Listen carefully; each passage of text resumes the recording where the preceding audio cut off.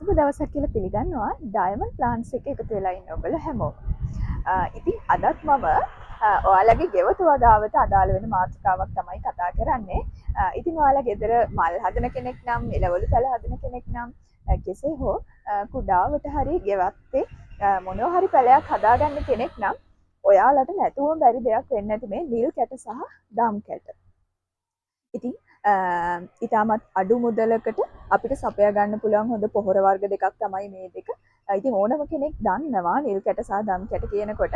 නමුත් මේක නිවැරදිව භාවිතා කරනවද දැනගෙන භාවිතා කරනවද කියන එක ගැටලුවක් තියෙනවා.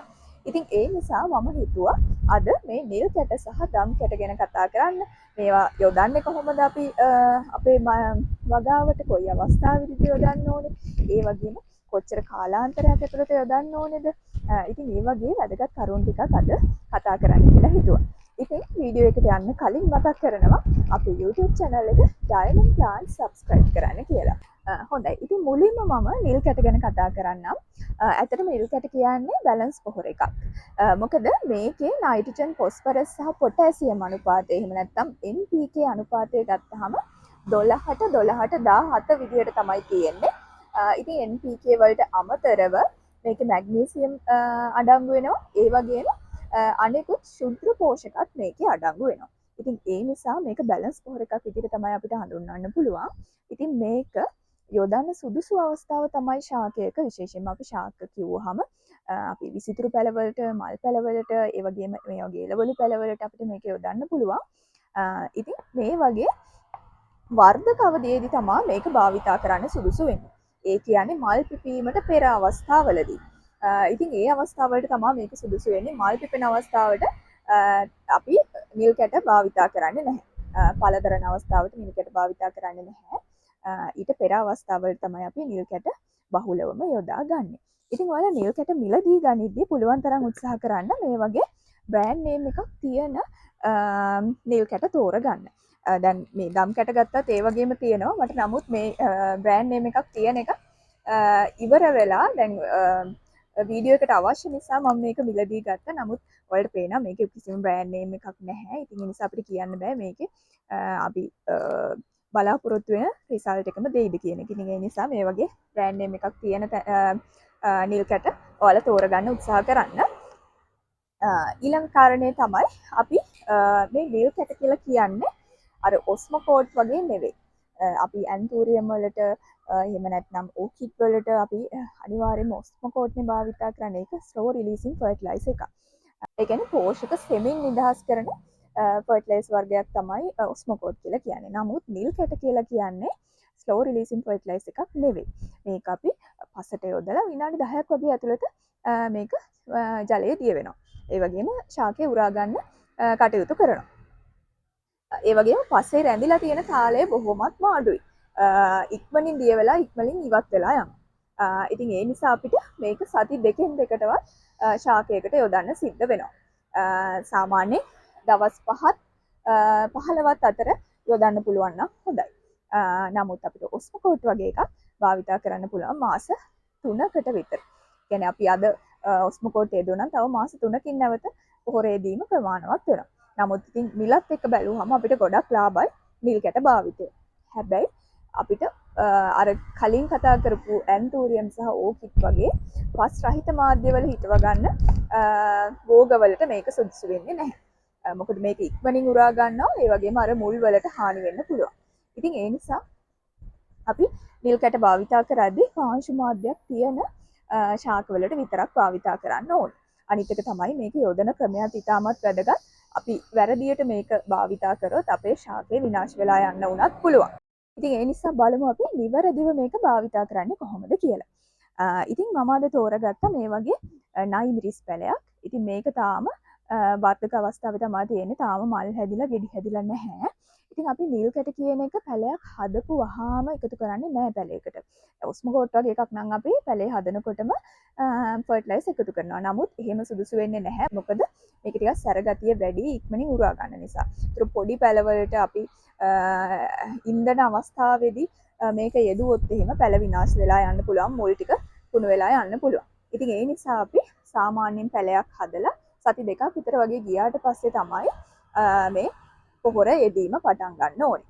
ඉතින් මේ වගේ ප්‍රමාණයේ ශාක වලට අපිට නිල් කැට යෙදීම සිද්ධ කරන්න පුළුවන්. හොඳයි. ඉතින් අපි නිල් කැට යොදද්දී මතක තියාගන්න ඕනේ පස්ස මුලින්ම බුරුල් කරගෙන ඉන්න ඕනේ.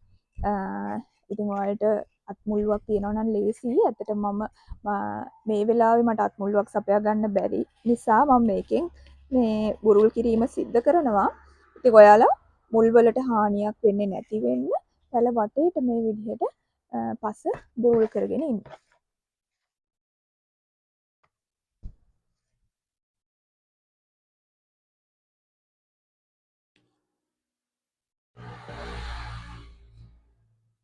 ඉතින් ඉන්පස්සේ ඔයාලට පුළුවන් මේ වගේ වටේටම පොඩි කාණුවක් වගේ හදාගන්න. සාමාන්‍යයෙන් අපි නිල් කැට මේ පැලේ ආසන්නයට මුල ආසන්නයට යොදන්නේ නැහැ. සාමාන්‍යයෙන් කඳේ ඉඳලා වියතක් විතර එහෙම නැත්නම් අඟල් 6ක් විතර ඈතින් තමයි අනිවාර්යයෙන්ම ෆර්ටිලයිසර් යොදන්න ඕනේ. එහෙම නැත්නම් මේ මුල් වලට හානි වෙන්න පුළුවන්. ඉතින් මේ විදිහට අපි වටේට සකස් කරගෙන ඊගාවට මම තවත් ටිප් එකක් ඔයාලට කියන්නම්. සාමාන්‍යයෙන් අපිට නිල් කැට ග්‍රෑම් 5ක් විතර වගේ එක ගහකට යෙදීම ප්‍රමාණවත් වෙනවා. ඉතින් මම මේකෙදී නිල් කැට ටික නිකම්ම මේ පසට එකතු කරන්නේ නැහැ. මම කරන්නේ මෙන්න මේ වගේ හොඳ කොම්පෝස්ට් එකක් අරගෙන මුලින්ම මේ නිල් කැට ග්‍රෑම් 5ක් විතර මේ කොම්පෝස්ට් එක මිශ්‍ර කරනවා. මෙන්න මේ විදිහට කොම්පෝස්ට් එක මිශ්‍ර කරනවා.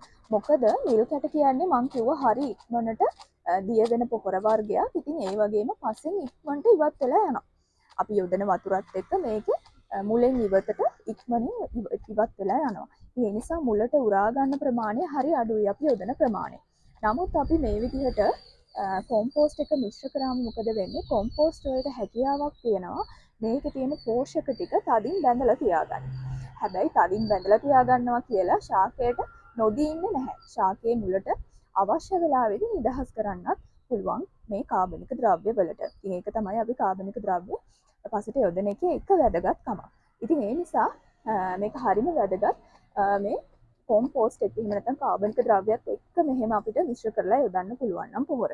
ඉතින් ඉන්පස්සේ මම කරන්නේ මේ විදිහට අපි අර බුරුල් කරගත්ත පස් ටික වටේටම පිහිදිලා යන විදිහට පොහොර ටික එකතු කරගන්න එක.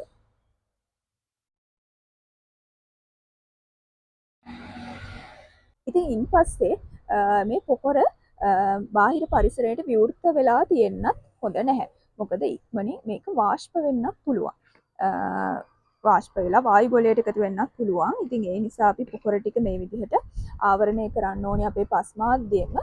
ඉන්පස්සේ වැදගත්ම දේ තමයි අපි මේකට පොහොර යෙදුවාම ජලය එකතු කරන්න ඕනේ. ඉතින් හොඳින් මේ පස් මාධ්‍ය තෙමිලා යන විදිහට ජලය එකතු කරන්න පොහොර යෙදුවට පස්සේ. ඉතින් ඔන්න ඔය විදිහට තමයි නිල් කැට පොහොර අපි ශාකයකට එකතු කරන්නේ. හොඳයි. ඉතින් දැන් අපි කතා කරමු දම් කැට ගැන. ඉතින් දම් කැටත් අර නිල් කැට වගේම තමයි.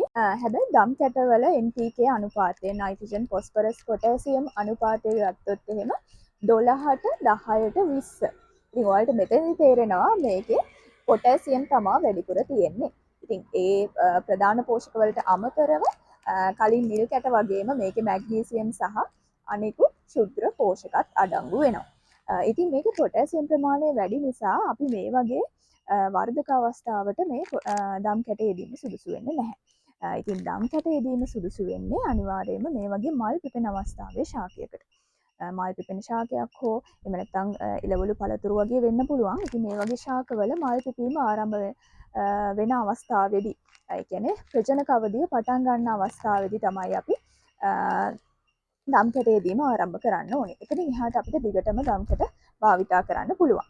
ඉතින් දම් කැටත් ඇත්තට මේ වගේම මේ දෙකම මේ වගේ හොඳට සීල් කරන්න පුළුවන් භාජනවල දාලා තියන්න. මොකද මේක අර වායු ගෝලයට ඉක්මනින් අර ජල වාෂ්ප උරා ගන්න හින්දා දිය වෙලා යන්න පුළුවන්. ඉතින් ඒ නිසා හොඳට අර පියනකින් හොඳට වහන්න පුළුවන් භාජනයකට එකතු කරලා තියාගන්න එක තමයි ගොඩක්ම සුදුසු වෙන්නේ. මේ වගේ. ඉතින් අපි බලමු ඊට පස්සේ ශාකයකට දම් කැට එකතු කරන්නේ කොහොමද කියලා. ඉතින් දම් කැට යොදද්දී කලින් වගේම අපි වටේට මේ ශාකයේ වටේ තියෙන පස් ටික හොඳට බුරුල් කරගෙන ඉන්න ඕන.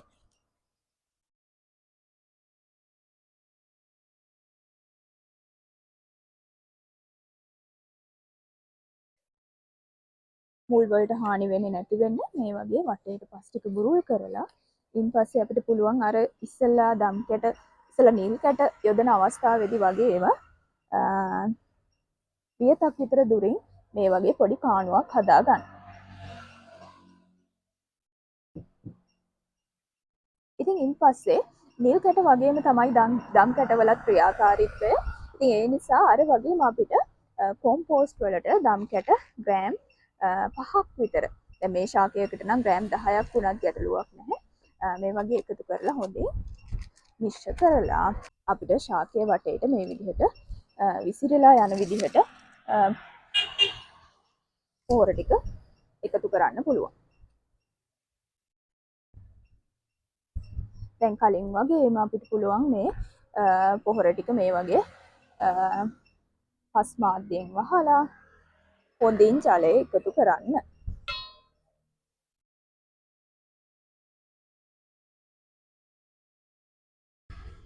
ඉතින් මේ වගේ අපිට ඉතාමත් සරලව ඉතාමත් අඩු මුදලකට අපේ ශාකවලට පෝෂක සපය ගන්න පුළුවන් නිල් කැට සහ දම් කැට භාවිතා කරලා.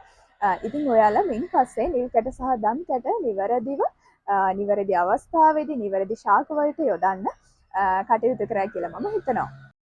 ඉතින් මේ නිල් කැට සහ දම් කැට දෙකම අපිට මේ වගේ ශාකවලට සති දෙකෙන් දෙකට වගේ භාවිතා කරන්න පුළුවන්. ඉතින් ඇත්තටම මේක භාවිතා කරන්නේ මේ ගෙවත්තේ තියෙන මල් පැල, එළවලු පැල වලට විතරක් නෙවෙයි. මේකේ සඳහන් වෙනවා ඇත්තටම සාමාන්‍යයෙන් සියලු එළවලු වලට ඒ වගේම පළතුරු වලට නැත්නම් පොල් වගේ පාම් ශාකවලටත් යොදන්න පුළුවන්. ඒ වගේම ඉරිඟු සහ වී වලටත් අපි නිල් කැට භාවිතා කරනවා. ඊළඟට අපි මේ කතා කරපු විසිතුරු පැල, ඒ වගේම මල් පැල, එළවලු පැල වගේ වටත් එකතු කරනවා. ඉතින් මේවට යොදන ප්‍රමාණ වෙනස් වෙනවා. නමුත් අපි මේ වගේ තනි පැල වලට ගෙවත් ඇටි යොදද්දී ග්‍රෑම් 5ක් 10ක් අතර යෙදීම ප්‍රමාණවත් වෙනවා සති දෙකෙන් දෙකට. ඉතින් ඔබ තවමත් මගේ YouTube channel එක subscribe කරලා නැත්නම් Diamond Plants YouTube channel එක subscribe කරන්න. ඒ වගේම like කරන්න. ඔබට තියෙන ගැටලු අපිට comment කරන්න. ඒ වගේම මේ වගේ වීඩියෝ එකක් අප්ලෝඩ් කරපු සැනින් notification එකක් ගෙන්න ගන්න bell icon එකත් click කරලා තියාගන්න. ඉතින් එහෙමනම් නැවතත් මෙවැනි වටිනා වීඩියෝ එකකින් හමු වනතුරු ඔබට සුබ දවසක්.